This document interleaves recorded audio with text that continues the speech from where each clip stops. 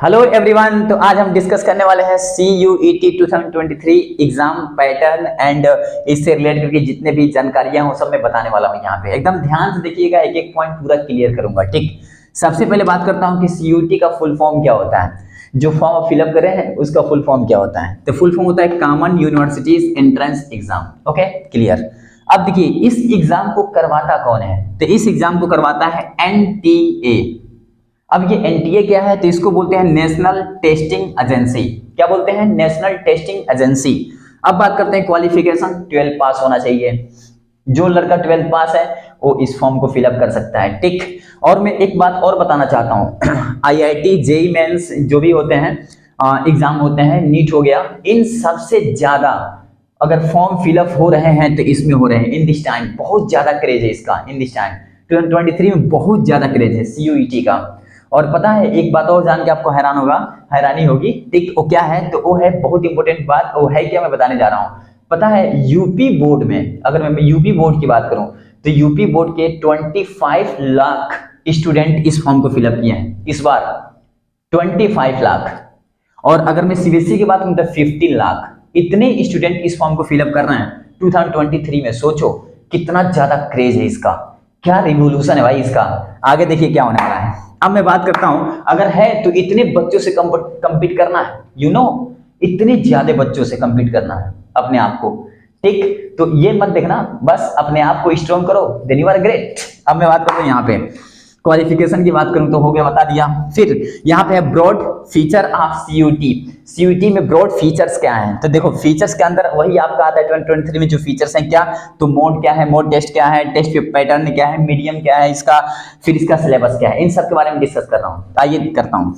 सबसे पहले बात करूं मैं कि मोड ऑफ टेस्ट क्या है। तो मोड ऑफ टेस्ट में आता है आपका कंप्यूटर बेस्ड टेस्ट, CBT।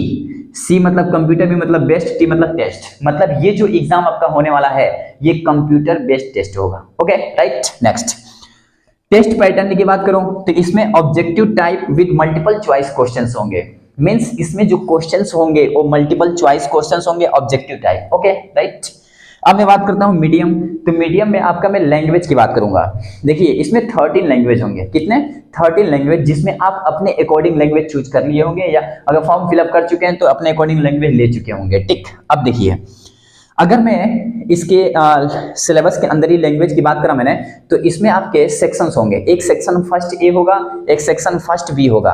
जो सेक्शन फर्स्ट ए होगा आपका उसमें 13 लैंग्वेज होंगे, और जो सेक्शन फर्स्ट बी होगा उसमें आपके पास कितने लैंग्वेज होंगे? 20 लैंग्वेज होंगे।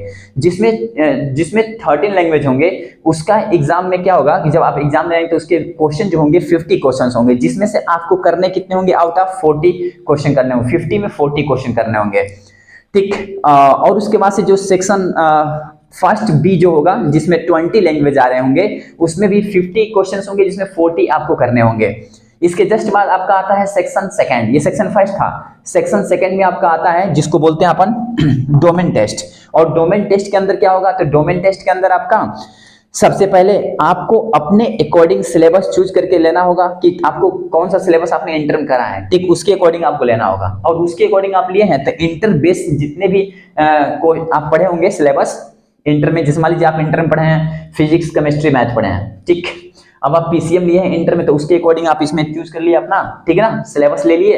अब उसके अकॉर्डिंग आपको प्रिपेयर करके जाना है। ठीक, इंटर लेवल तक का आएगा। ठीक, तो उसको आपको पढ़ लेना है। ठीक, इसके अंदर और ये स्पेसिफिक सिलेबस होगा आपका। इसके बाद आता है आपका जनरल टेस्ट।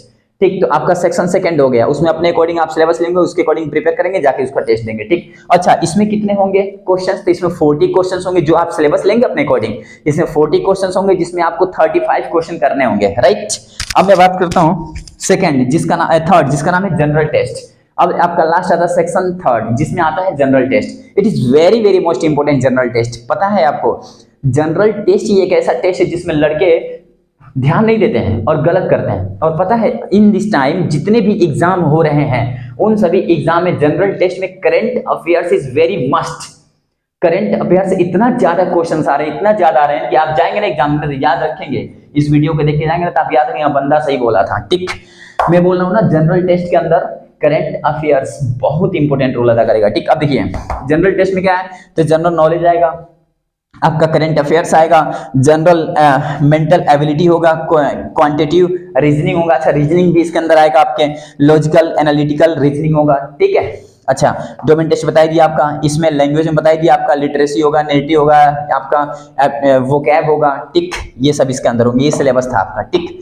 तो ये रहा आपका सीयूईटी के बारे में, टिक। अब मैं इसके आगे जितने भी इससे रिलेट करके सिलेबस में अपने अकॉर्डिंग पढ़ाऊंगा। सिलेबस में सीयूईटी के अंदर क्या क्या पढ़ाऊंगा बता दे रहा हूँ। मैं पढ़ाऊंगा रीजनिंग, टिक, इसका बताया ना मैं, रीजनिंग एंड सेकंड पढ़ाऊंगा केमिस्ट्री, टिक। ये 2 सब्जेक्ट हो गया, और थर्ड पढ़ाऊंगा मैथमेटिक्स, टिक। इन 3 सब्जेक्ट को मैं इसमें पढ़ाने वाला हूँ, टिक। अब इन तीनों सब्जेक्ट